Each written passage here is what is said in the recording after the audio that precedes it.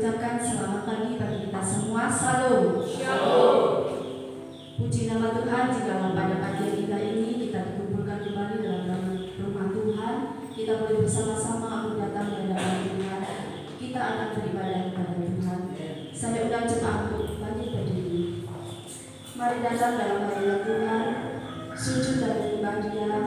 Mari naikkan ucapan syukur kita, rendahkan hati. Kita naikkan pujian. Kudus, kudus Tuhan.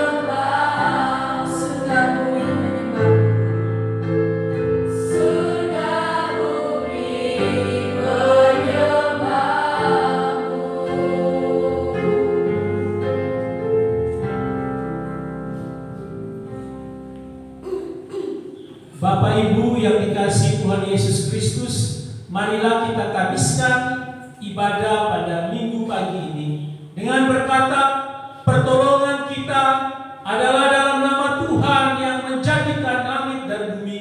Kasih karunia dan damai sejahtera dari Allah Bapa kita dan dari Tuhan Yesus Kristus menyertai kami. Amin. Silakan duduk.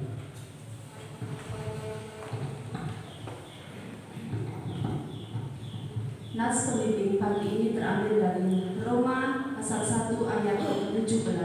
Saya akan bacakan untuk kita semua. Sebab di dalamnya nyata kebenaran Allah yang bertolak dari iman dan memimpin kepada iman. Seperti ada tertulis, orang benar akan hidup oleh iman. Amin. Berbahagialah setiap kita yang senantiasa membaca, merenungkan, bahkan menjadi pelaku-pelaku kebenaran firman Tuhan. Mari kita berdoa. Segala puji syukur kami naikkan di hadapan-Mu ya Tuhan, Allah Bapa kami yang bertata dalam kerajaan surga. Terima kasih ya Bapa, pada pagi yang indah ini Engkau mengumpulkan kami umat-Mu di gereja-Mu ini ya Bapa. Kami boleh bersama-sama datang di hadapan-Mu, menaikkan ucapan syukur kami, dan terlebih ya Bapa, kami rindu untuk memuji dan menyembah Engkau. Terima kasih Tuhan Yesus, terima kasih buat penyertaan dan pertolongan-Mu, sehingga kami ya Bapa, umat-Mu boleh ada sampai pada hari ini. Ini semua kami kasih dan anugerah-Mu. Terima kasih Bapa di surga, terlebih kami menyerahkan hati kami ya Bapa, segala hidup kami ya Tuhan. Ampunilah segala dosa kesalahan kami ya Bapa. Apa yang kami lakukan di hadapan-Mu yang tidak berkenan ya Bapa, kami menyerahkan hati kami ya Tuhan. Ampuni kami, sehingga kami boleh layak untuk datang di hadapan-Mu. Kami serahkan ya Tuhan jam ibadah pada pagi hari ini, dari awal pertengahan hingga akhirnya nanti di dalam tangan kasih-Mu. Kami undang Roh Kudus-Mu hadir di tengah-tengah kami, terlebih dalam setiap hati kami. Terima kasih Bapa, terima kasih. Inilah ucapan syukur kami, doa kami. Kami alaskan di dalam satu nama Tuhan Yesus Kristus, Allah kami yang hidup. Kami sudah berdoa. Amin. Kepada setiap orang yang telah mengaku dosa dan bertobat, disampaikan berita anugerah pengampunan seperti tertulis dalam kitab Yesaya 55 ayat 7. Baiklah orang fasik meninggalkan jalannya dan orang jahat meninggalkan rancangannya. Baiklah ia kembali kepada Tuhan, maka Dia akan mengasihaninya, dan kepada Allah kita, sebab Ia memberi pengampunan dengan limpahnya. Amin. Mari kita responi berita anugerah pengampunan ini dengan menaikkan pujian. Ada dalam hatimu.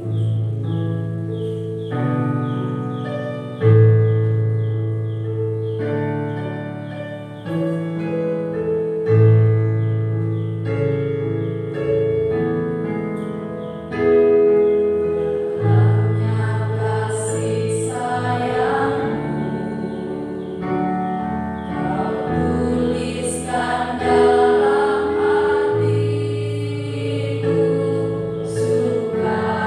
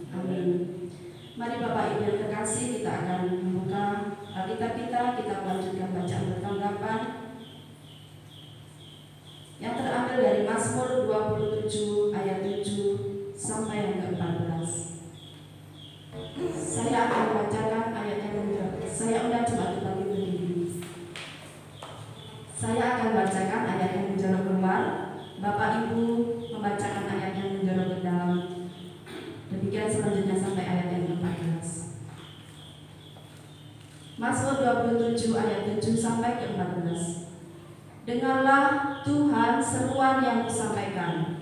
Kasihanlah aku dan jawablah aku. Hatiku mengikuti firman-Mu, carilah wajah-Mu. Maka wajah-Mu cari ya Tuhan. Janganlah menyembunyikan wajah-Mu kepadaku.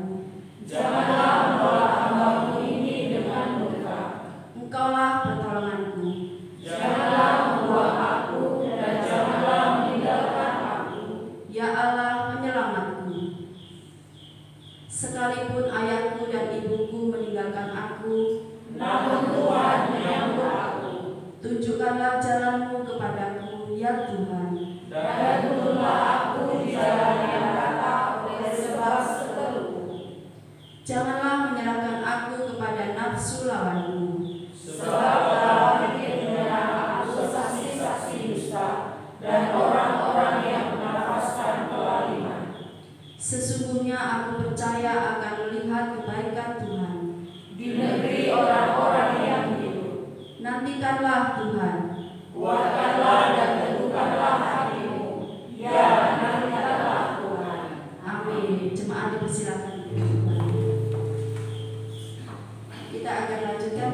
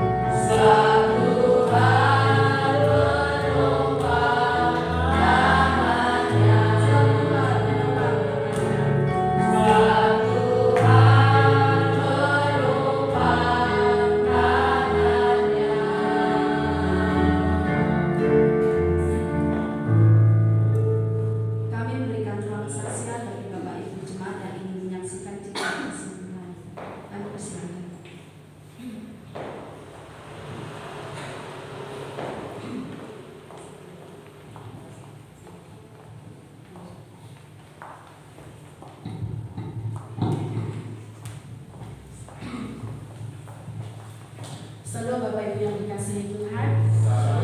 Puji Tuhan, di pagi hari yang indah ini kami diberikan kesempatan untuk menyaksikan cita kasih Tuhan. Dan saat ini kami akan mempersembahkan pujian yang berjudul Janji Seperti Itu. Apakah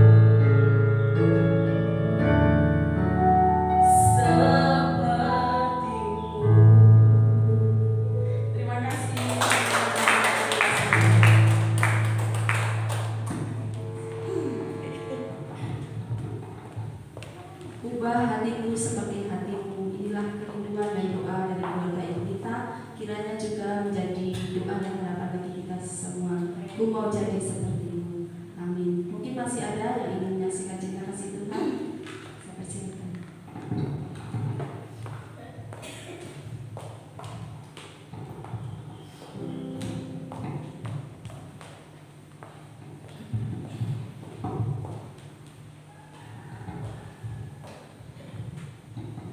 Ya, shalom Bapak Ibu. Shalom.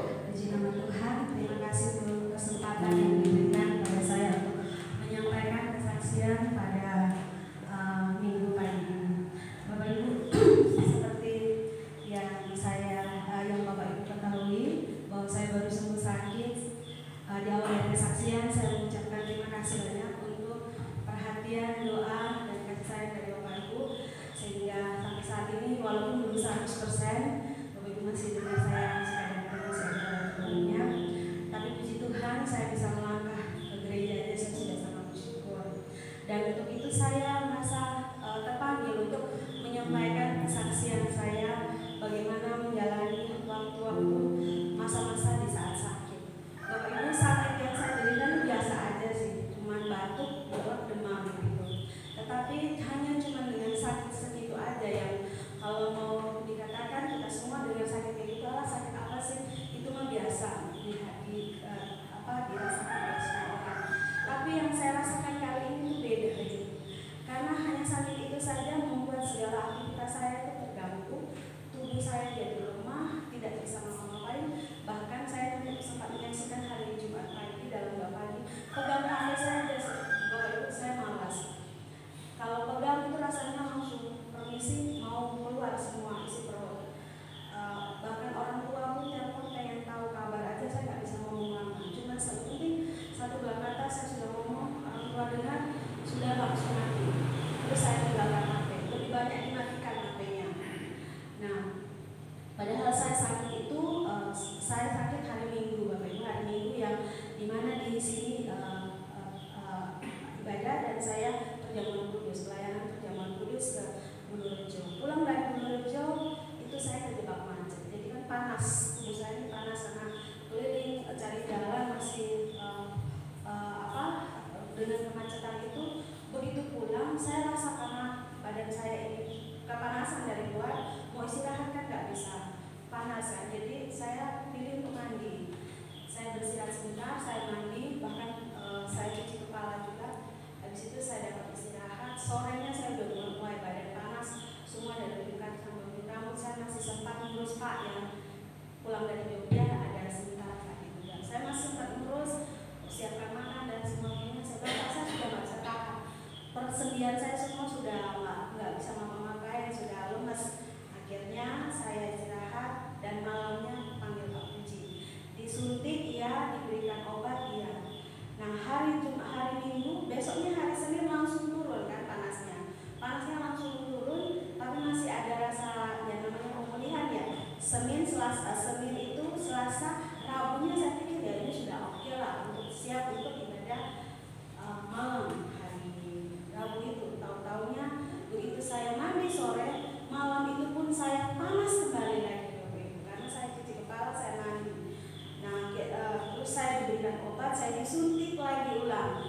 Itu jadi kemungkinan karena obat yang dosis yang berdekatan itu, dan juga ketika hari Rabu saya disuntik lagi dan dapat obat, itu ada tambahan obat yang lebih banyak lagi.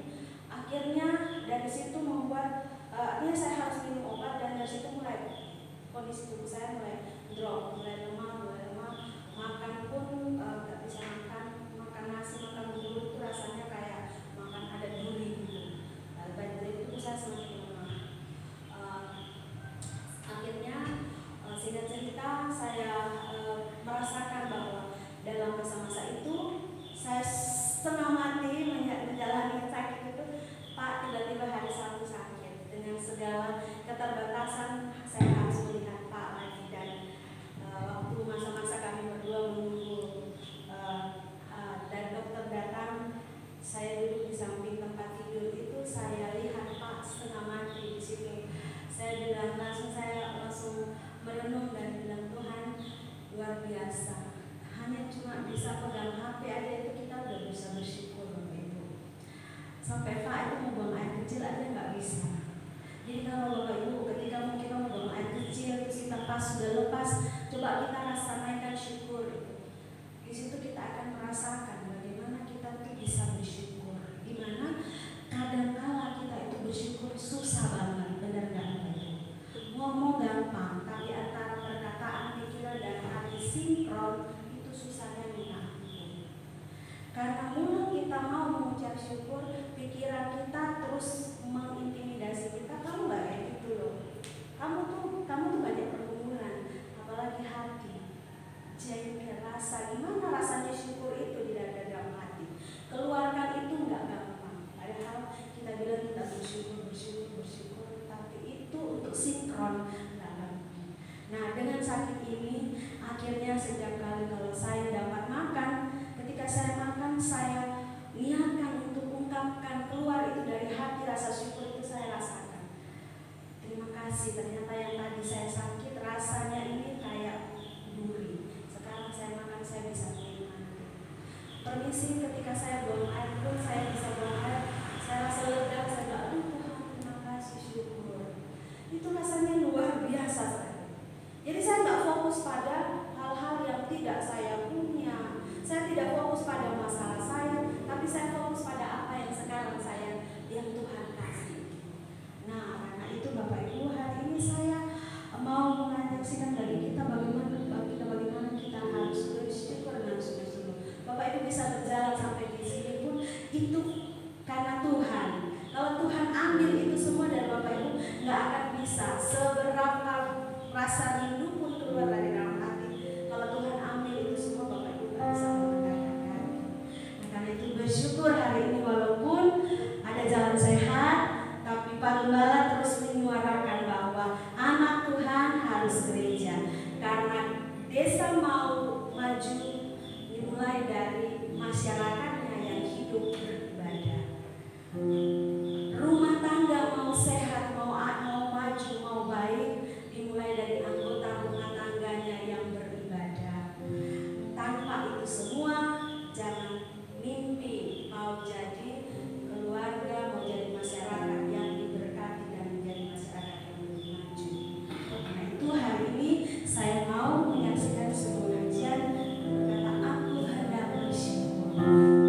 Lagu ini dipopulerkan oleh Maya Rumanti. Bapak Ibu yang bawa HP bisa searching, judulnya Aku Hendak Bersyukur Kepada Yang Esa.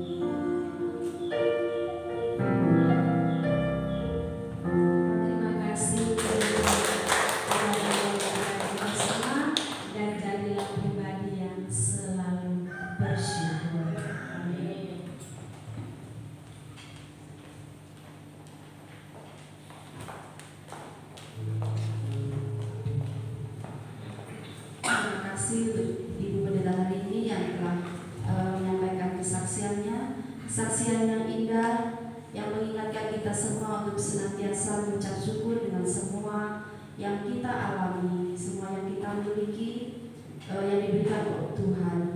Karena orang yang paling berbahagia adalah orang yang mau mengucap syukur.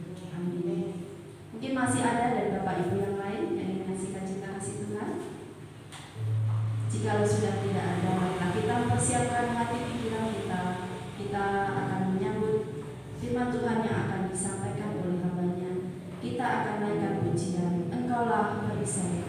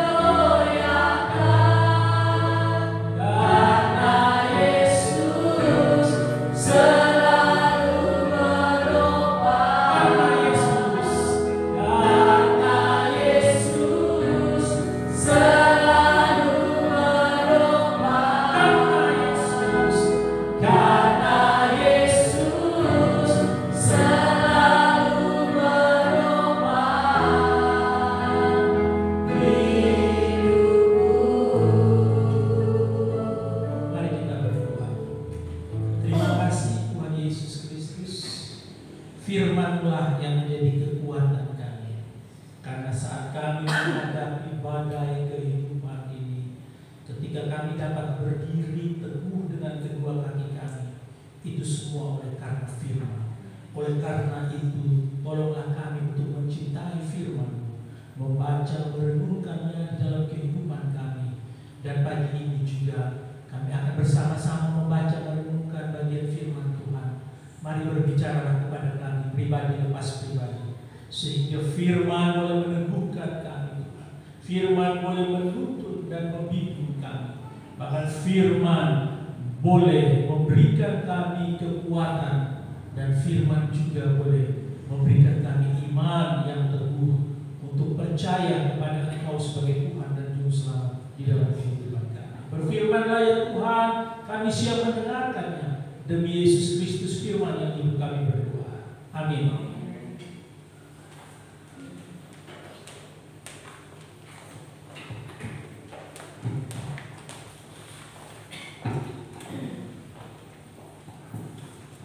Ya, shalom, selamat pagi. Shalom. Puji Tuhan, kita boleh bersama-sama mengawali bulan September ini dengan kita beribadah, dan dengan tema yang ada di depan kita adalah Saving Faith atau iman yang menyelamatkan. Iman yang menyelamatkan. Adakah iman yang tidak menyelamatkan? Ada. Nanti kita akan singgung di sini. Nah, Ibu Bapak yang dikasihi Tuhan Yesus Kristus, sebelum kita bersama-sama membaca merenungkan firman Tuhan, saya menyambut ini Mas Viko ya, Mas Viko. Oh, Mas Niko, selamat beribadah bersama-sama dengan kami ya.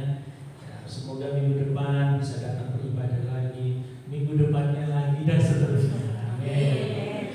Juga buat si kecil Esra, selamat beribadah bersama dengan jemaat Gereja Kamuro ya. Mana dia dibawa keluar banyak. Nah, kiranya besok juga Esra beribadah terus di gereja Kristen dalam kudus dan melayani Tuhan. Amin. Mari buka Alkitab kita dari Filipi 1 ayat 27 sampai 30. Mohon Mbak Anis yang membacakan bagi kita. Filipi pasal 1 ayat 27 sampai 30 dan Roma 10 ayat 17. Mohon Ibu Mina yang membacakan bagi kita. Silakan.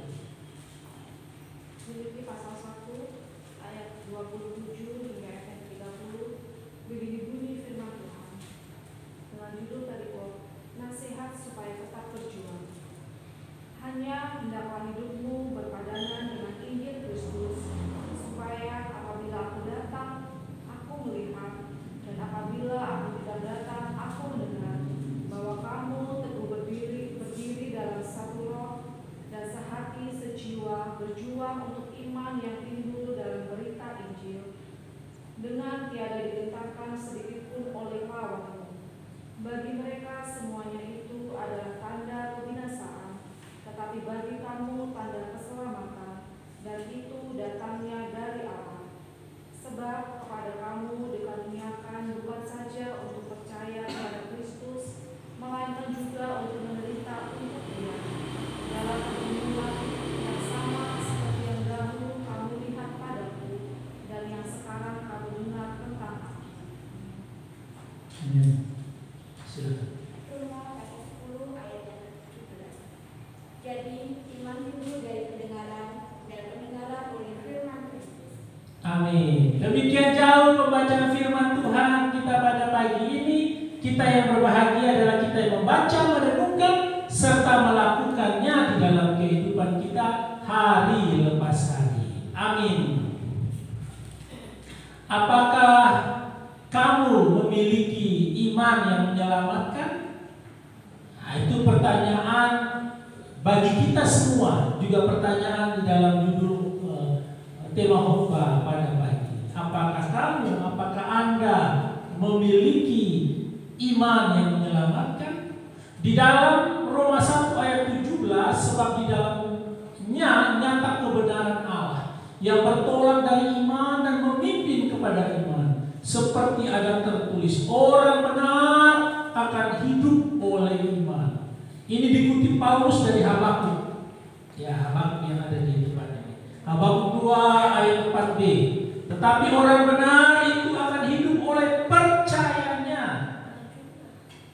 Ini jelas ditulis ini orang benar, bukan orang Kristen, bukan orang beragama-agama yang lain, tidak. Tetapi dikatakan orang benar akan hidup oleh iman.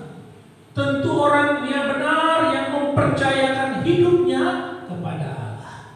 Ya, ini saya secara cepat menyampaikan Filipi ditulis oleh Paulus. Filipi ditulis kurang lebih tahun 91. Tujuannya surat pengembalaan ini disampaikan Paulus kepada jemaat di Filipi, dan pada saat dia menulis dia sedang dalam penjara. Di Filipi lah Paulus saat dalam perjalanan misinya yang kedua, dia membentuk atau dia menyampaikan firman atau dia menginjil di Filipi. Kita bisa baca nanti di Kisah Para Rasul 16 ayatnya ke-12.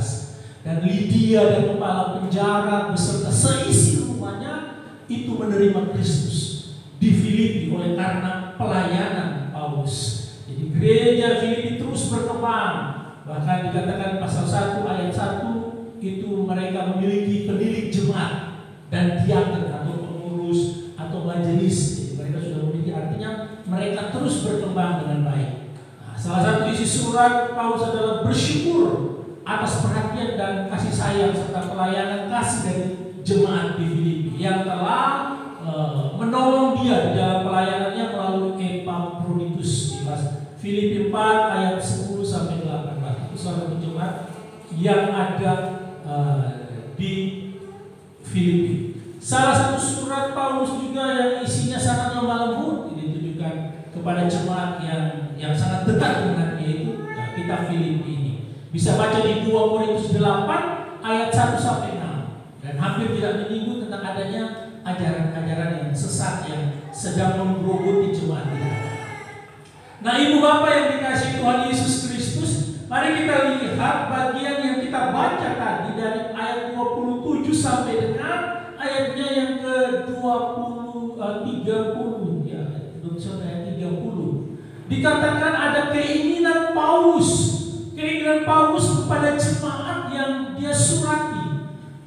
Dikatakan hanya hendaklah hidupmu berpadanan dengan Injil Kristus. Berpadanan kan bersama-sama atau berjalan beriringan, seturut dengan Injil Kristus. Nah, kalau bicara Injil, tentu berbicara tentang semua apa yang dikerjakan oleh Tuhan Yesus Kristus. Untuk apa? Untuk menyelamatkan Bapak, Ibu, dan saya. Sehingga ketika kita mempercayakan hidup kita menjadi orang-orang yang percaya dengan sungguh-sungguh kepada Kristus. Sebenarnya kita sudah memiliki satu modal yang begitu berharga, bahwa Bapak, Ibu, dan saya itu memiliki kepastian tentang keselamatan kita. Jadi kita tidak lagi bertanya apakah aku ini akan selamat, apakah aku memiliki iman yang dapat menyelamatkan aku.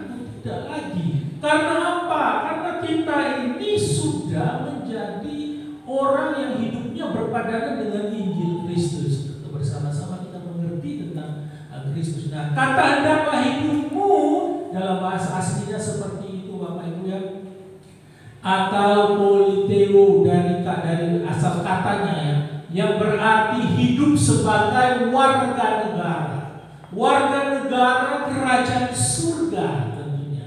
Bandingkan dengan Filipi 3 ayat 20, dia pakai bahasa politeuma atau kata benda yang dikatakan kewargaan.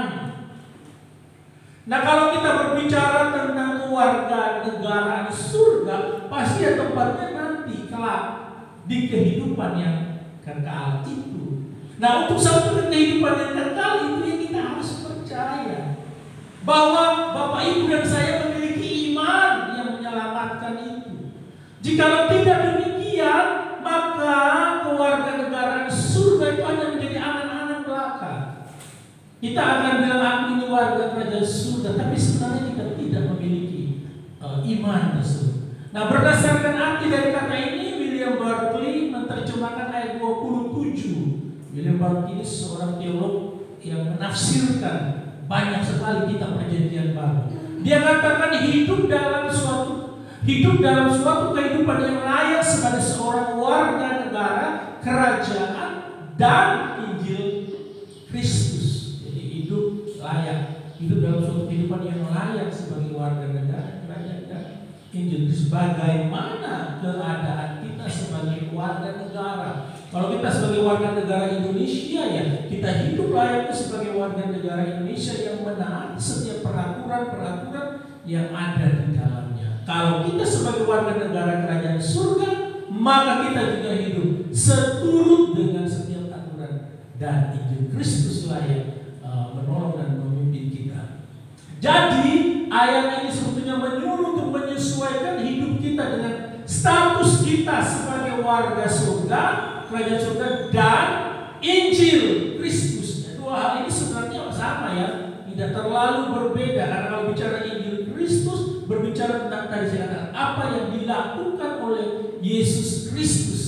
Dan apa yang dilakukan oleh Yesus Kristus itu membawa Bapak Ibu dan saya sampai pada kerajaan surga. Bukan kekuatan kita, bukan kemampuan kita, bukan apa yang kita lakukan, tapi apa yang Yesus lakukan supaya kita selamat. Jadi dua hal ini bersama untuk kita sama-sama menaatinya.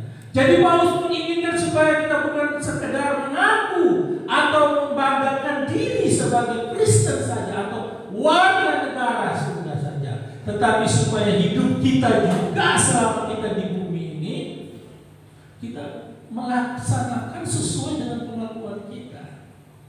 Dan sampai kita mengaku Kristen tapi hidupnya jahat. Tetapi harus seturut, kata Paulus. Harus apa yang kita akui, apa yang kita sampaikan, ya harus seturut bahwa kalau kita adalah warga negara, warga kerajaan surga, maka hidup kita juga harus hidup sesuai, seturut dengan firman Tuhan. Jadi tidak bisa kita bilang saya orang benar, ternyata kita ingin melakukan hal-hal yang tidak benar. Kita sedang menipu Allah dan kita sedang menipu diri kita dan kita sedang menipu orang banyak. Karena pengakuan kita tidak sesuai dengan kelakuan kita. Kata hanya pada permulaan di dalam ayat 27 hanya memberi suatu penekanan. Katakan di atas segala-galanya atau berapapun biaya. Jadi kata ini menekankan bahwa kita harus berusaha mati-matian untuk hidup sebagai warga kerajaan surga. Jadi tidak ada sesuatu yang mudah untuk mengikut Tuhan. Selalu ada tantangan di depan kita. Karena kalau tidak demikian, maka kita tidak akan menjadi orang Kristen yang dimurnikan atau orang Kristen yang benar-benar sungguh-sungguh mengikut Kristus. Hanya adalah hidupmu berpadanan dengan Injil Kristus. Jadi menekankan seberapa pun itu kita harus berani mengambil risiko. Karena apa? Karena Kristus yang kita dapatkan lebih dari segala sesuatu di dunia ini yang sedang kita genggam. Ibu bapak dikasihi Tuhan Yesus Kristus, sadarkah kita bahwa kita adalah warga kerajaan surga? Jikalau kita belum sadar atau kita sudah sadar, maka renungkanlah apakah kita sudah hidup sesuai dengan status itu atau belum. Kalau kita taat pada firman Tuhan, kalau ketaatan pada firman Tuhan yang menyebabkan kita harus menderita kerugian, maukah kita tetap taat pada firman Tuhan dan hidup sebagai warga kerajaan surga yang baik? Bapak Ibu yang menjawab, Bapak Ibu sendiri yang menjawab. Kalau kita diperhadapkan dengan kerugian, maukah kita tetap taat atau justru kita tidak taat? Rugi nih dengar firman, rugi nih contohnya rugi nih datang gereja di dalam siang hadiahnya besar ini. Maukah kita taat pada setiap apa yang disampaikan? Setiap kali kita mau berbuat sesuatu apapun, ingatlah bahwa status kita. Renungkan perbuatan itu sesuai dengan status kita orang benar atau milik Kristus atau tidak. Karena dengan kita menyadari status kita ini bisa mencegah kita melakukan dosa. Jadi yang kami ini adalah warga kerajaan Allah, kami adalah anak Tuhan. Aku nggak boleh melakukan hal ini. Ini nggak benar. Ini menipu orang lain. Ini menyebabkan orang lain menderita. Saya tidak boleh melakukan hal tersebut. Itu yang harus ada di dalam pikiran kita supaya kita tahu bahwa yang sedang kita lakukan ini bukan ciri-cirinya seorang yang percaya kepada Tuhan atau seorang yang mengatakan dia memiliki kerajaan surga. Yang kedua besar, hidup sebagai warga negara kerajaan surga. Memang ini seharusnya mencakup banyak aspek. Kalau kita mau berbicara secara jujur ya, mulai dari pekerjaan atau pendidikan, studi, mulai pergaulan, hobi, hati, pikiran, kata-kata kita, tingkah laku, etika, cara berpakaian dan sebagainya, seharusnya itu mencakup banyak hal. Berbicara tentang hidup sebagai warga kerajaan surga. Tetapi di bacaan kita pada pagi ini, Paulus hanya mau menyampaikan beberapa hal yang benar-benar ditekankan oleh Paulus. Jika kita berkata bahwa kita adalah warga kerajaan surga, jika kita berkata bahwa kita adalah orang yang memiliki iman yang menyelamatkan tersebut, maka Paulus menyampaikan bahwa yang pertama kita harus teguh berdiri di dalam ayatnya yang ke-27 di balik. Teguh berdiri walaupun ada badai yang sedang membuat kita terombang-ambing, tetapi kita harus tetap teguh berdiri, ataupun ada ajaran-ajaran yang sesat, kita harus tetap berdiri teguh, percaya kepada Tuhan dengan segenap hati, kekuatan pikiran kita, dan kita tidak boleh ragu-ragu sedikit pun akan pertolongan yang Tuhan berikan, apalagi berbicara tentang keselamatan. Jadi mau ada yang mau mencoba menyesatkan kita, menarik kita keluar dari kasih Kristus, membuat kita terombang-ambing bahwa kita ini adalah bukan warga kerajaan surga dan lain sebagainya. Tapi Paulus mau sampaikan kepada kita supaya kita tetap berdiri teguh dalam keadaan apapun. Dan ini hanya bisa kita dapatkan kalau kita bisa terus tekun di dalam pengajaran firman Tuhan. Nanti pulang baca di Efesus 4 ayat 11 sampai dengan ayat yang ke-15. Bapak Ibu tidak bisa berkata bilang saya akan teguh berdiri, baca firman gak pernah, berdoa gak pernah, ibadah gak pernah. Mustahil Bapak Ibu bisa berdiri teguh. Karena itu semua datangnya daripada Tuhan, kekuatan itu. Dan bagaimana kita mengenal Tuhan dan setiap apa yang Dia kerjakan dalam kehidupan kita, ya kita harus rajin membaca dan merenungkan firman, rajin mendengarkan firman, rajin saat teduh di rumah setiap waktu, khotbah yang kita dengar dalam kebaktian, PA, ada Bible study, dan buku-buku rohani yang kita baca, baik itu secara fisik maupun secara elektronik, terlalu banyak yang mampu membawa kita untuk bisa tetap teguh berdiri dan percaya kepada Kristus. Karena bacaan-bacaan kita yang sangat menolong kita untuk kita tetap beriman, teguh kepada Tuhan, dan percaya bahwa Bapak Ibu dan saya memiliki kepastian di dalam keselamatan kita. Nah, bagi yang masih baru percaya dan masih terus bertumbuh, berusaha ya, seperti Dewi yang baru 1 tahun ya, 1 tahun menjadi Kristen, 2 tahun, 3 tahun, sudah lama. Jadi terus berlomba-lomba, jadi terus mendengarkan firman Tuhan. Memang berat, tidak mudah.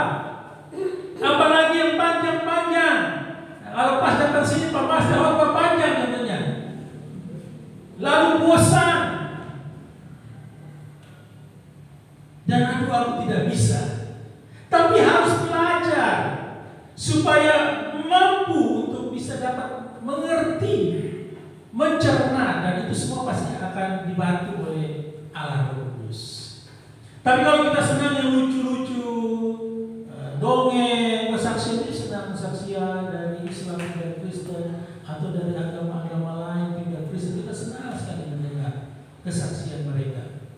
Tapi saat dengar firman, kita sudah tidak kuat lagi mendengar.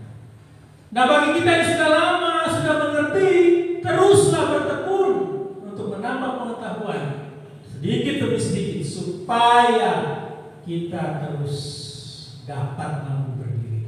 Tadi dibacakan oleh Ibu Wina kan, iman timbul dari pendengaran akan firman Allah.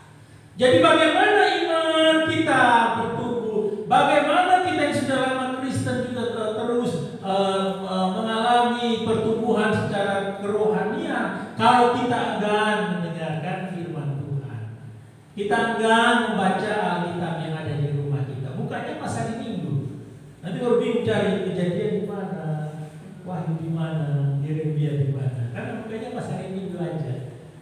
Bahkan anak-anak yang sekolah mahasiswa teologi pun yang baru-baru itu suruh buka Alkitab pun belum bisa. Kalau sudah tingkat 2, 3, sudah pandai. Yang baru pertama kali datang mereka membuka Alkitab sulit. Hanya menyerahkan hidupnya karena Tuhan memang memanggil mereka. Jadi teruslah belajar. Nah, apakah kita adalah orang yang teguh dalam iman? Apakah kita adalah orang yang memiliki iman yang menyelamatkan? Kalau kita tidak, atau ragu-ragu, atau menyampaikan bahwa kita belum memiliki iman, kita tidak hidup sebagai warga negara yang baik. Maukah kita meneguhkan iman dengan cara belajar firman Tuhan? Pas jawabannya mau, Pak. Tapi pas ibadah nggak mau datang. Pas harusnya kita belajar firman nggak ada yang datang. Maukah kita meneguhkan iman kita dengan cara belajar firman? Mau, Pak. Di rumah nggak pernah baca firman. Jadi kita tidak akhirnya kita tidak seturut dengan apa yang kita sampaikan. Kalau kita warga negara kerajaan surga, harusnya cinta firman, mencintai dan merenungkan firman Tuhan itu. Yang kedua, adanya kesatuan. Kesatuan yang ditekankan Paulus di sini di ayat 27 dikatakan kamu berdiri dalam satu roh dengan satu jiwa. Nah, Calvin walaupun dia adalah dikotomi ini orang yang percaya bahwa tubuh manusia hanya ada dua, yaitu jiwa dan roh. Ya, Calvin salah satunya. Tapi ada yang trikotomi. Trikotomi itu dia percaya bagian tubuh manusia itu tubuh, roh, dan jiwa. Dari bagian ini kita bisa melihat bagaimana Calvin bilang hanya ada jiwa dan roh. Tapi kita tidak menyinggung itu. Tapi dia katakan menarik di sini bahwa bicara tentang roh dan jiwa muncul bersama-sama. Maka kata spirit atau roh menunjuk pada pengertian, itu kata Calvin.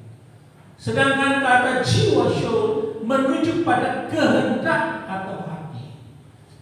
Jadi antara roh dan jiwa itu bersama-sama dan pasti berbicara tentang, kalau muncul roh duluan berbicara tentang pengertian kita, dan yang kedua kalau bicara tentang jiwa bicara tentang kehendak kita sebagai manusia. Jadi perhatikan bahwa dikatakan dalam terjemahan ayat 27 secara hurufiah dikatakan one spirit, satu roh mendahului kata satu jiwa. Dan jelas ini menunjukkan bahwa kesatuan pengertian harus dicapai dulu, baru kesatuan hati dan kehendak terjadi dalam kehidupan kita.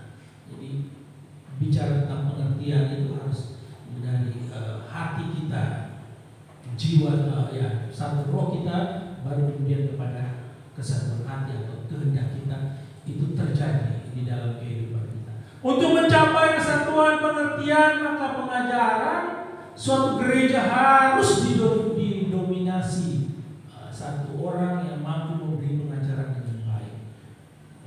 kita di gereja Kristen Kawan Kurus dengan dogma atau pengajaran yang sama.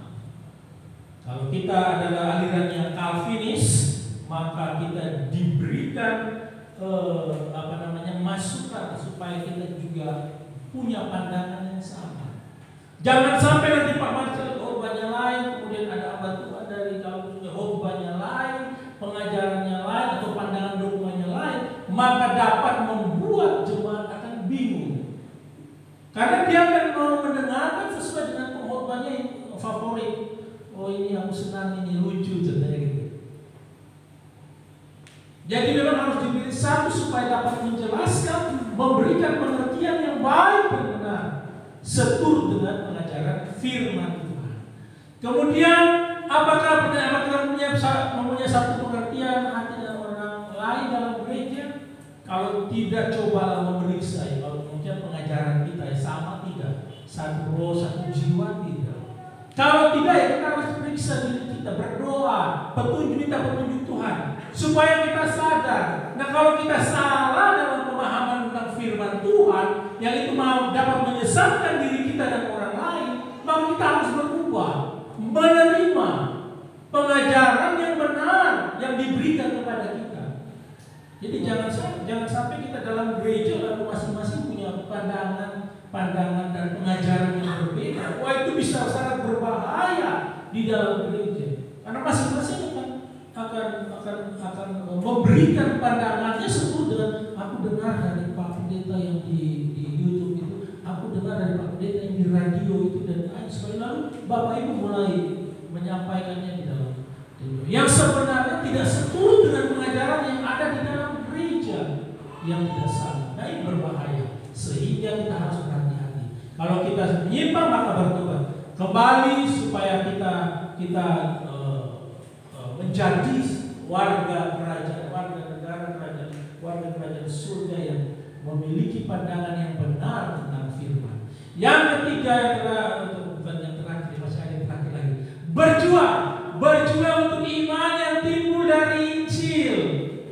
Jadi kita tidak hanya lalu ya kan sudah percaya, ya tinggal tunggu saja Tuhan panggil saya dan lalu saya kembali ke surga. Tidak, tetapi sepanjang kita masih hidup di dunia, artinya kita juga terus melaksanakan tugas dan tanggung jawab.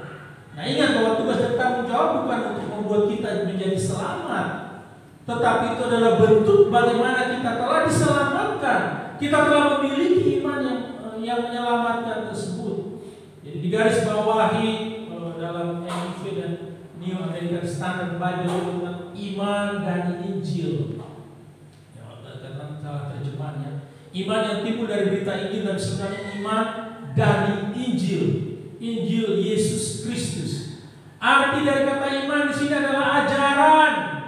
Baca nanti di Galatia 1 ayat 23 dan Yudas ayatnya yang ketiga. Jadi artinya kita harus berjuang untuk pengajaran Injil. Injil yang benar yang menyelamatkan semua orang yang percaya.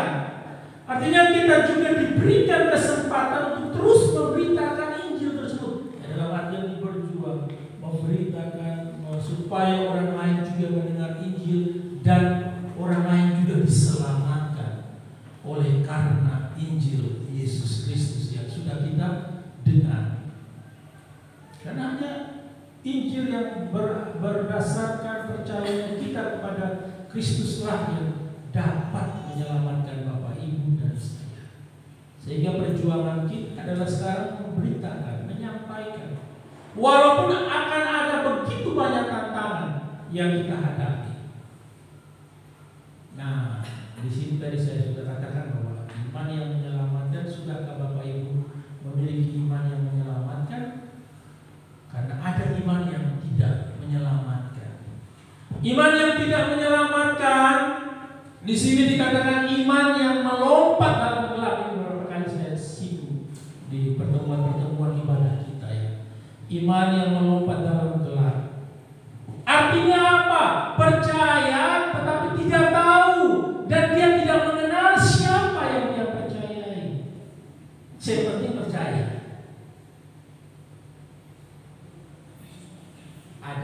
dari kita di sini? Punya iman tapi yang melompat dalam gelap. Jadi di depan kita ini kita nggak tahu ada lubang kah, ada kerikil kah, ada paku kah, ada beling kah, dan lain sebagainya. Itu ibaratnya seperti itu. Jadi kita masuk gereja, kita baca firman Tuhan, kita melayani, tetapi kita ini belum kenal siapa yang kita percaya. Bahkan sudah bertahun-tahun kita jadi Kristen, kita belum kenal siapa yang kita percayai. Nah, ini miris sekali. Dan itu tidak menyelamatkan, pasti tidak menyelamatkan. Yang kedua, iman yang berdasarkan akal pikiran kita. Artinya apa? Percaya dan tahu siapa yang dia percaya. Kalau ini percaya dan tahu siapa yang dia percayai, tetapi tidak punya hubungan dengan yang dia percayai. Nah, kemarin disinggung ya bagaimana kita punya hubungan dengan Allah. Ya salah satunya adalah berdoa. Itu menjalin komunikasi. Ada disiplin rohani. Doa merupakan yang paling sentral. Saat teduh, baca Alkitab, berdoa, bersaksi, dan juga bersekutu menjadi disiplin rohani. Nah, ini dia percaya, tahu siapa yang dia percaya, tapi nggak punya hubungan. Nggak punya hubungan sama, nggak datang gereja, nggak berdoa, malas baca Alkitab, dan dia pasti akan menggunakan pikirannya.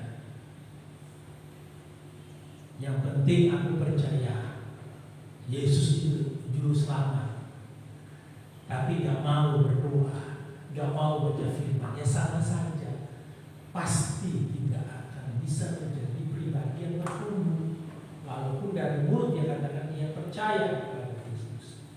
Kemudian yang ketiga, iman yang sementara. Iman yang sementara apa artinya? Adalah percaya dan tahu, tetapi cuma percaya pada hal-hal yang sementara, sehingga masih menggunakan kekuatan sendiri untuk memperoleh keselamatan atau hidup yang kekal.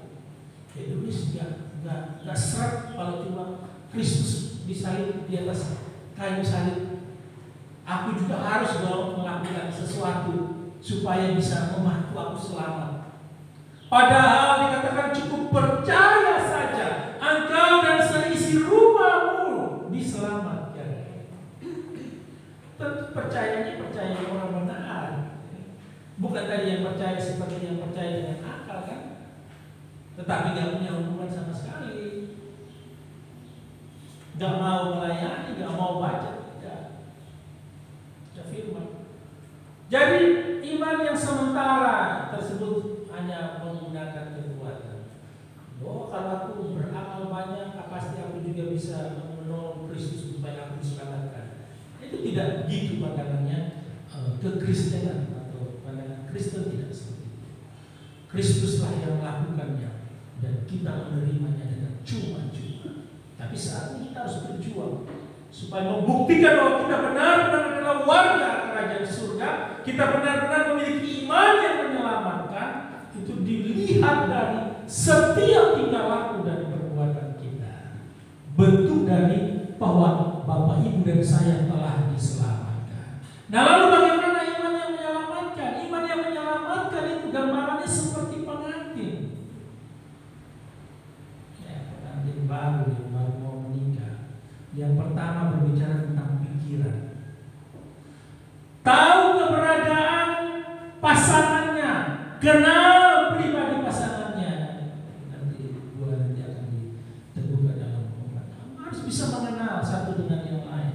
Itu iman yang menyelamatkan seperti gambarannya ini pengantin pasangan. Kalau saya tidak kenal istri saya dengan baik, bagaimana saya melamar dia? Ya? Begitu juga sebaliknya. Kalau istri saya tidak mengenal, bagaimana dia mau menerima cinta saya? Karena dia sudah kenal pribadi dalam penjajahan kenal, akhirnya dia menerima pikirannya. Perasaan bicara tentang cinta, rindu menjalani hidup bersama.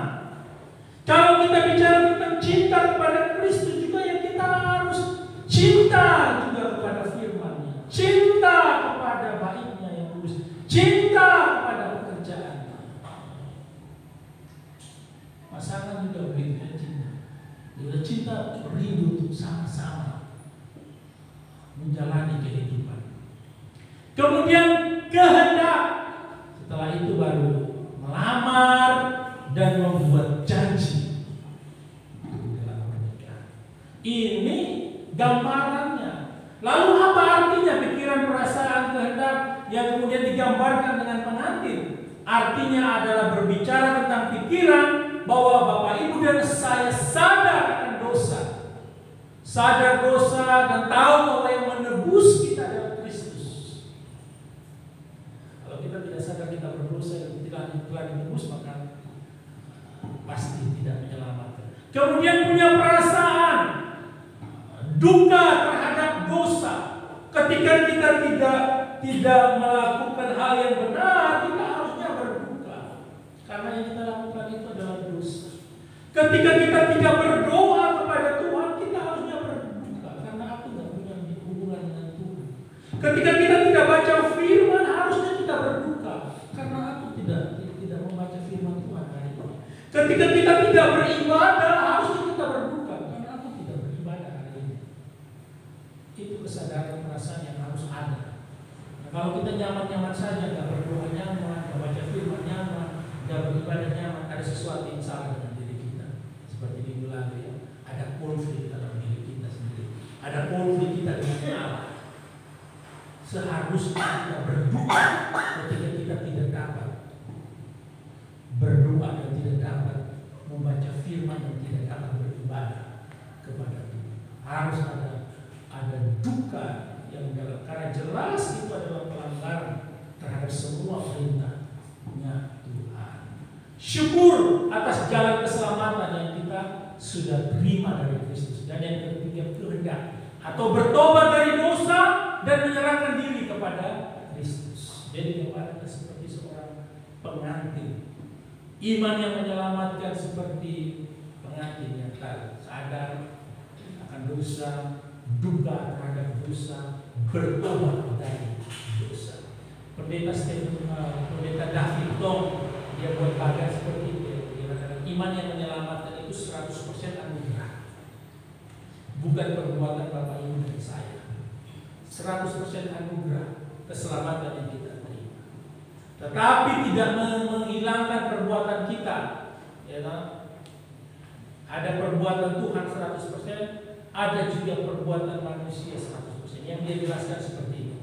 Alkitab mengajarkan bahwa setelah Allah merubah hati kita yang berdosa, hati yang dari batu menjadi hati yang dari daging, Yesaya 36 ayat 26, dan membangkitkan kita dari kematian rohani kita, Efesus 2 ayat 1 dan 5, maka kita mengerjakan keselamatan kita. Tetapi Allah lah yang terlebih dahulu di dalam diri kita, bekerja terlebih dahulu di dalam diri kita. Filipi 2 ayat 12 dan ayat 13. Perbuatan baik yang sudah diselamatkan lebih dari sinergis 50% manusia dan 50% Allah. Tetapi adalah 100% perbuatan manusia dan 100% perbuatan Allah di dalam diri manusia.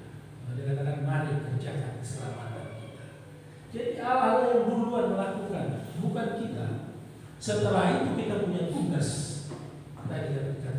Kalau kita mengaku diselamatkan, memiliki iman yang menyelamatkan, maka tunjukkanlah bahwa kita memiliki iman yang menyelamatkan.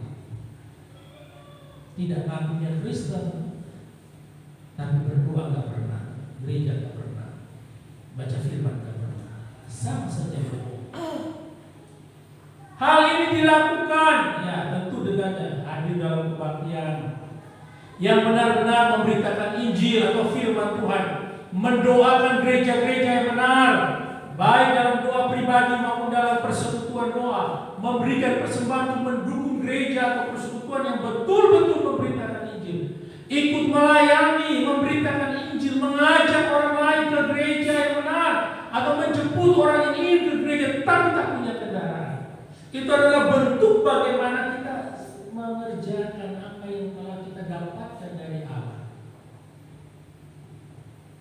kemudian melakukannya di dalam kehidupan kita. Kemudian berjuang tanpa gentar, berkepada musuh. Sinilah ayat 28 di sini ada, dari kita sudah baca. Dari sini jelas bahwa kalau kita mau berjuang dengan benar untuk Tuhan, kita pasti akan mendapatkan musuh. Tetapi kita tidak boleh gentar terhadap musuh. Jadi ada ayat-ayat yang Bapak Ibu bisa baca. Roma 8 ayat 31b masuk 34, ayat 8, 2 Raja-Raja 6 ayat 8 sampai 17. Kalau kita mau melakukan hal yang benar, selalu ada tantangan. Kalau kita mau datang kepada Tuhan, selalu ada rintangan. Kalau kita mau percaya kepada Tuhan, selalu ada hambatan. Itu pasti. Tetapi kita diminta dalam ayat 28 supaya jangan gentar untuk terus berjuang mendapatkan mahkota kemuliaan yang kekal. Apakah kita berjuang dengan benar dan berani dalam hidup kita? Kalau tidak, maka kita tidak hidup sebagai warga surga yang baik, atau kita tidak menerima keselamatan tersebut. Kalau kita tidak berjuang dengan baik dan benar sesuai dengan firman Tuhan, maka kita sebenarnya bukan warga negara kerajaan surga. Kemudian yang terakhir, keselamatan, tanda keselamatan atau kebinasaan. Pertama, bagi orang Kristen tidak gentar terhadap musuh adalah tanda keselamatan. Nah, musuh tentu bisa datang dari diri kita, bisa datang dari luar diri kita. Kalau minggu lalu itu datangnya dari dalam diri kita, hawa nafsu dan konflik yang terjadi datangnya dari diri kita. Mengapa demikian? Ketidakgentaran itu datangnya dari Allah, dan itu datangnya dari Allah. Kata itu jelas menunjukkan kepada ketidakgentaran orang Kristen terhadap musuh. Hal ini diberikan oleh Allah kepada kita. Roma 8 ayat 18, 15 dan 2 Timotius 1 ayat 7 menunjukkan bahwa Allah menyertai kita. Karena itulah maka hal itu merupakan tanda dari setiap keselamatan yang sudah kita terima. Yang kedua B, ayat menunjukkan bahwa iman dan penderitaan merupakan dua buah pemberian Allah yang ada dalam satu paket. Kalau hanya ada iman tapi tidak ada penderitaan, maka mungkin sekali iman kita ini palsu. Tetapi kalau ada iman dan ada penderitaan karena Kristus, maka itu membuktikan keaslian kita.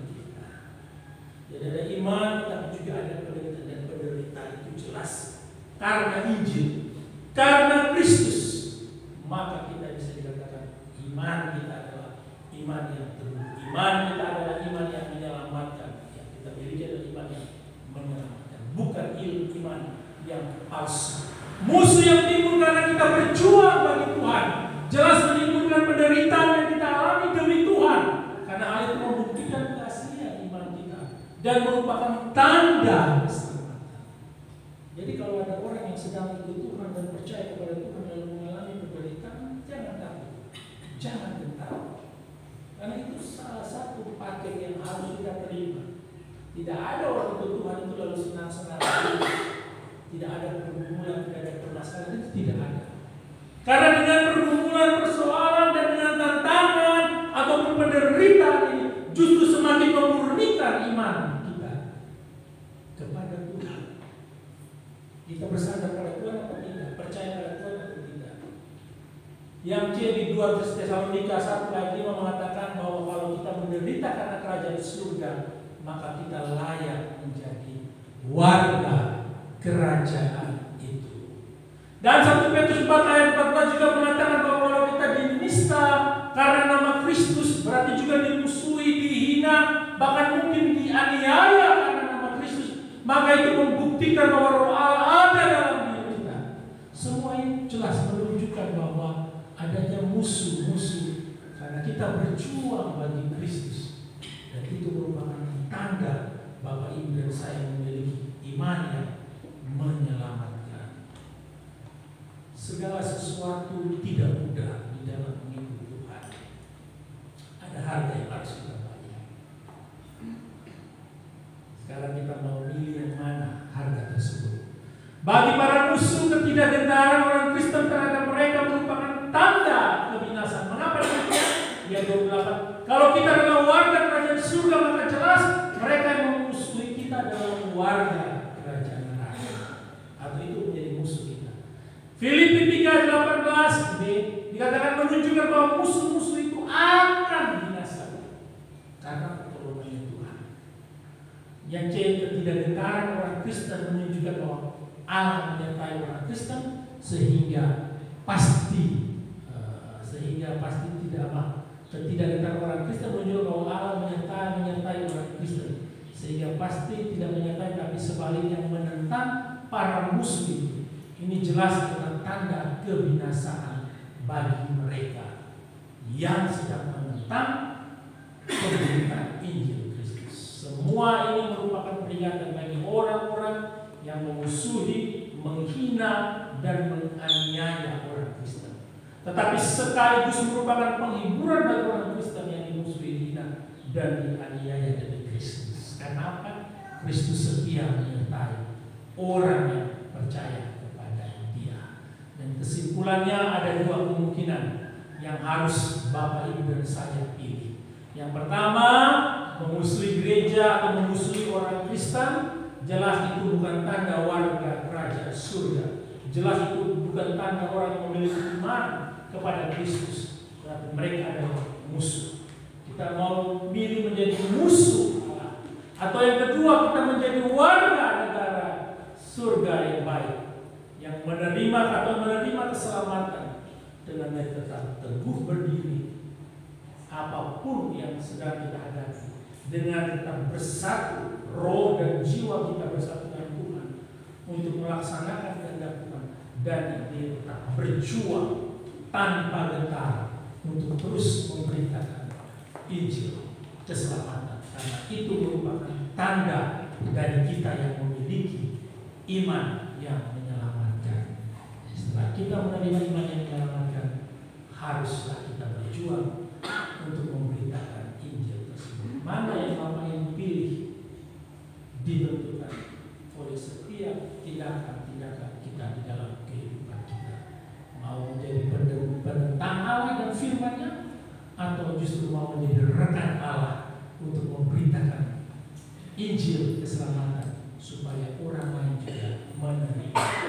Kiranya Tuhan menolong dan memberkati kita semua. Amin. Mari kita berdoa. Terima kasih Tuhan untuk firman-Mu. Kami sadar akan keterbatasan dan ketidakmampuan kami untuk memahaminya. Roh Kudus tolonglah kami sehingga kami mengerti, memahami, dan terlebih daripada itu, ada keyakinan di dalam diri kami bahwa kami memiliki iman yang menyelamatkan.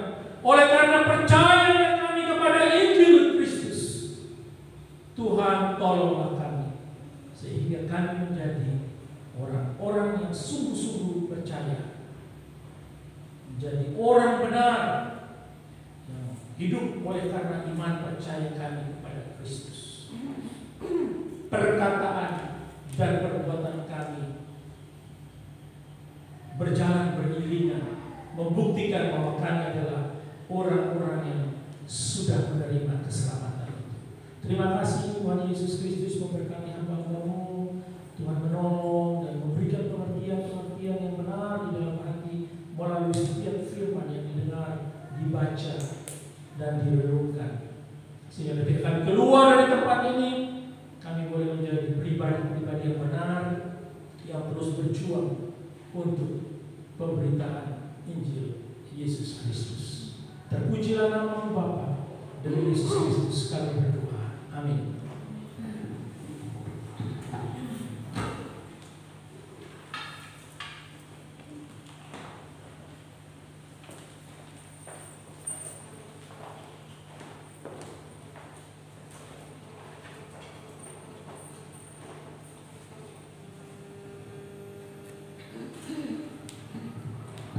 Puji nama Tuhan, jikalau firman Tuhan telah disampaikan oleh hamba-Nya dan telah kita dengar bersama-sama, kiranya kita semakin teguh berdiri dan percaya bahwa kita memiliki iman yang menyelamatkan oleh Tuhan.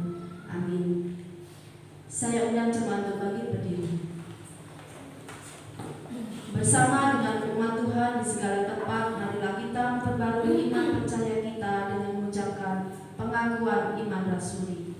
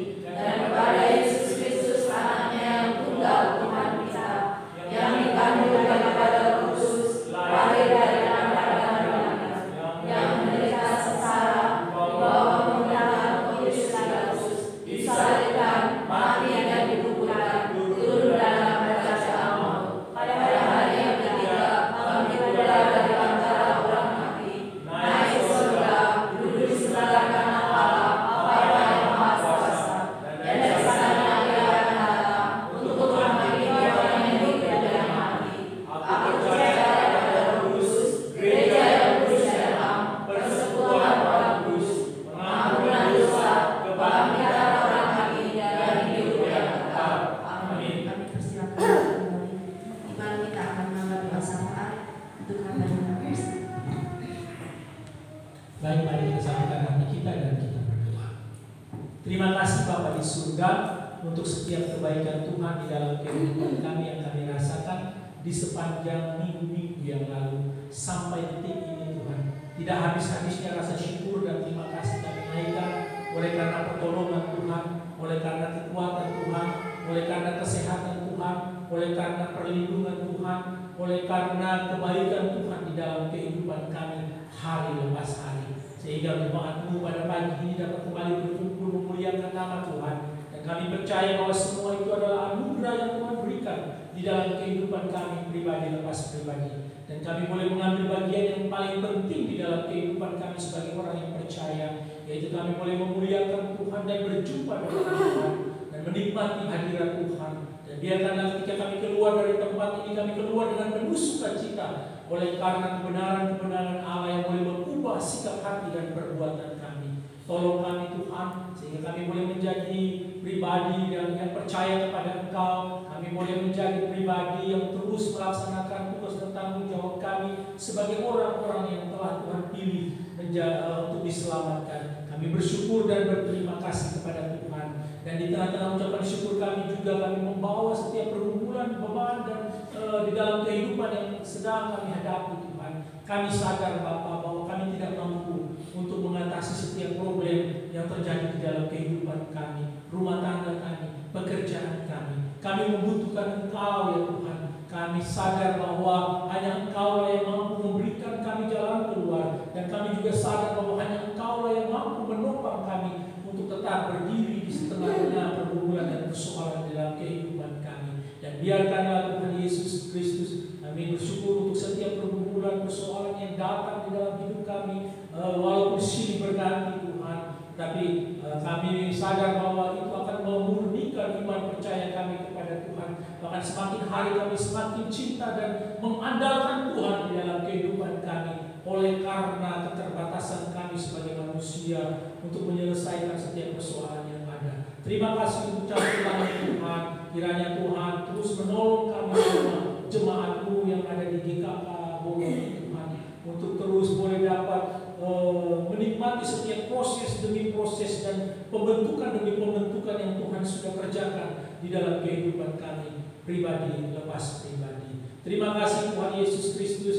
Pada hari ini juga kami menyerahkan setiap pekerjaan dan usaha jemaat. Kiranya Tuhan juga menolong memberkati setiap pekerjaan dan usaha jemaat. Apapun yang menjadi profesi mereka masing-masing Tuhan, baik yang bertani, beternak, berkebun, yang berwira swasta, mereka yang mengajar di sekolah, mereka yang bekerja di perusahaan-perusahaan, baik di dalam maupun di luar negeri. Tuhan Yesus memberkati setiap hamba-hamba ini Tuhan. Dan apapun yang menjadi pergumulan mereka di dalam pekerjaan, Tuhan menolong, membantu mereka untuk boleh dapat menyelesaikan setiap persoalan yang ada. Terima kasih Tuhan Yesus, kami juga bersyukur bersama-sama dengan jemaat yang menjumpai hari ulang tahunnya Tuhan. Oleh karena bertambahnya usia yang ada, kiranya iman percaya mereka juga semakin terus bertambah di dalam Engkau Tuhan. Memberkati anak kami Feli yang bertambah usianya di tanggal 1. Tuhan menolong dia dan apa yang menjadi harapan dan cita-citanya dapat diraihnya. Mampukan kedua orang tua untuk memiliki waktu yang baik untuk mengajar, mendidik, membimbing, membina anak kami ini di dalam hidup takut akan Engkau. Sehingga dia terus memegang setiap ajaran-ajaran firman yang disampaikan kedua orang tua kepadanya Tuhan. Dan apa yang dia cita-citakan dapat dia raih. Kami juga berdoa dan menyerahkan Ibu Kuning yang juga berulang tahun pada tanggal 1, memberkati dia dalam setiap kehidupannya Tuhan. Dan biarkanlah hari demi hari imannya bertambah seturut dengan usia yang bertambah ini Tuhan, sehingga menjadi pribadi yang dewasa di dalam Engkau Tuhan, dan hari demi hari terus mengandalkan Engkau sebagai Tuhan dan Juru Selamat di dalam kehidupannya. Terima kasih Tuhan Yesus Kristus, terima kasih. Kami juga bersyukur bersama-sama dengan keluarga hamba-Mu Pak Kris yang Tuhan karuniakan anak yang sedang dikandung istri. Tuhan Yesus memberkati janin yang ada ini Tuhan, hari demi hari terus bertumbuh di dalam kandungan dan akan lahir pada bulan yang ke-9 seturut dengan waktu dan kehendak Tuhan saja. Dan biarkanlah anak ini boleh bertumbuh besar menjadi pribadi yang takut akan Engkau ya Tuhan, percaya kepada Engkau dan beriman teguh kepada Engkau. Memberkati kedua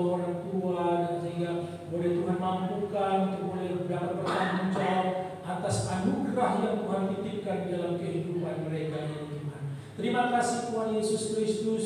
Pada pagi ini juga Tuhan kami menyerahkan jemaat-Mu yang sedang dalam keadaan sakit. Tuhan jamah dan sembuhkan mereka satu persatu Tuhan. Baik itu Pak Hardi, Pak Sukiri, istrinya Pak Wandi, dan mungkin ada jemaat-jemaat lain yang tidak kami ketahui Tuhan. Kami berdoa dari tempat ini Tuhan, jamah sembuhkan apapun bentuk sakit penyakitnya Tuhan, sehingga dapat kembali sehat dan dapat bersama-sama dengan kami beribadah di tempat ini. Dan kami juga berdoa dan menyerahkan anak-anak kami yang terus bertumbuh di dalam pengenalan akan Engkau. Berkati mereka Tuhan, dan mampukan orang tua juga untuk mendidik, mengajari di dalam takut dan gentar akan Engkau ya Tuhan. Terima kasih Tuhan Yesus. Kami juga berdoa dan menyerahkan setiap hamba-hamba-Mu yang nantinya terpanggil untuk melayani sebagai pengurus dan aktivis di periode 2023 sampai 2025. Tuhan memberkati calon-calon yang sudah ada. Kami juga berdoa bagi hamba-hamba-Mu yang terpanggil untuk menjadi guru sekolah minggu. Kami juga menyerahkan mereka Tuhan, dan kiranya Tuhan sendiri yang boleh menggerakkan hati hamba-hamba-Mu untuk bersama-sama melayani Engkau di tempat ini Tuhan. Juga kami berdoa untuk setiap regenerasi bagi pelayan musik. Tuhan memberkati hamba-hamba-Mu yang juga terpanggil untuk dapat melayani sebagai pemusik Tuhan. Kami menyerahkan ke dalam tangan pengasihan Tuhan. Kami percaya Tuhan sendiri yang mempersiapkan hamba-hamba-Mu yang ada di tempat ini, sehingga kami boleh bersama-sama bergandengan tangan untuk melayani dan memberikan yang terbaik kepada Engkau ya Tuhan. Terima kasih Tuhan Yesus Kristus.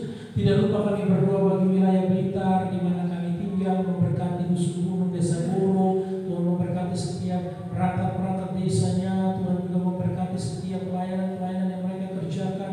Biarlah mereka juga mengerjakan dalam takut dan gentar akan Engkau ya Tuhan.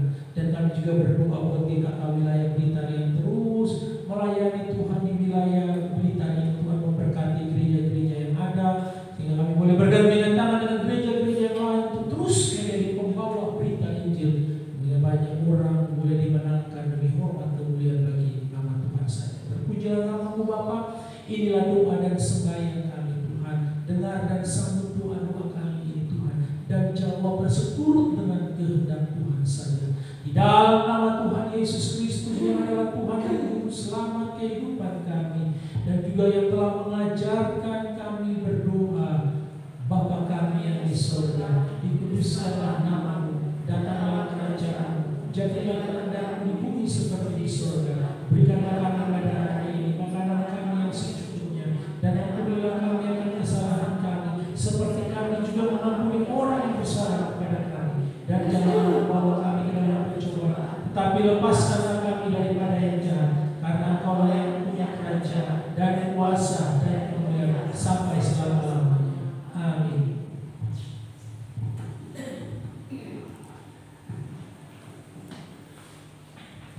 Tibalah kita akan memberi yang terbaik kepada Tuhan, tapi sebelumnya Amsal 3 ayat 9 sampai 10 mengatakan, muliakanlah Tuhan dengan hartamu dan dengan hasil pertama dari segala penghasilanmu, maka lumbung-lumbungmu akan diisi penuh sampai berlimpah-limpah, dan bejana pemerahanmu akan meluap dengan air buah anggurnya.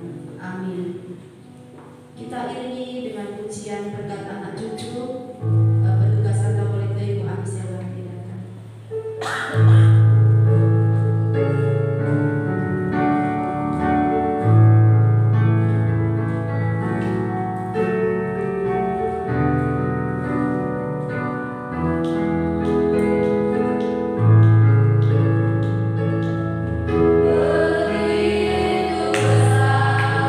Kasih Allah pada kita.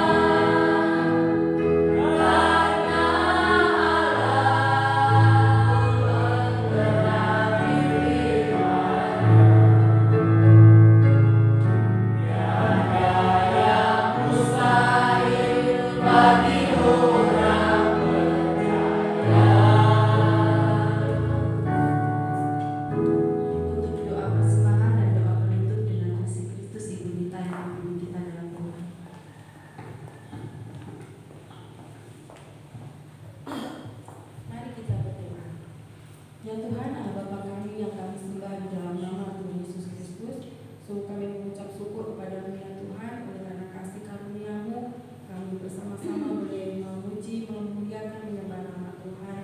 Bapa yang di surga, ampunilah setiap kami, jika Tuhan mendapati kami tidak bersungguh-sungguh di dalam kami memuji, menyembah, memuliakan nama Tuhan.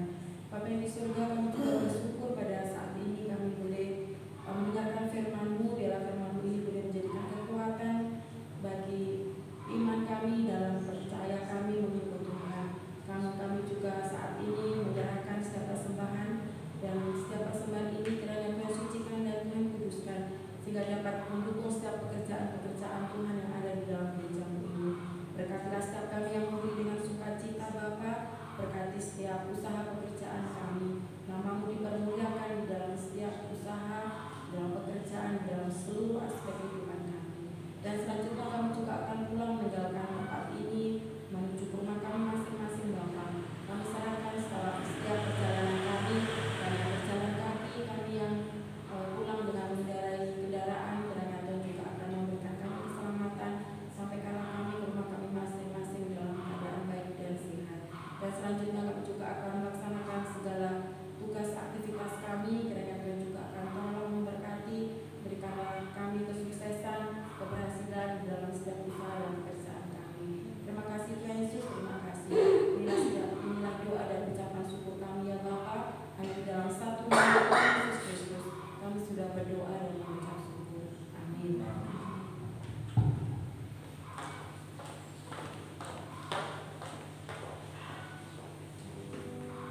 Di akhir ibadah ini, marilah kita pujian doksologi puji Allah Bapa Putra, dilanjutkan doa berkat oleh hambanya. Saya dengan jemaat berbagi bersama.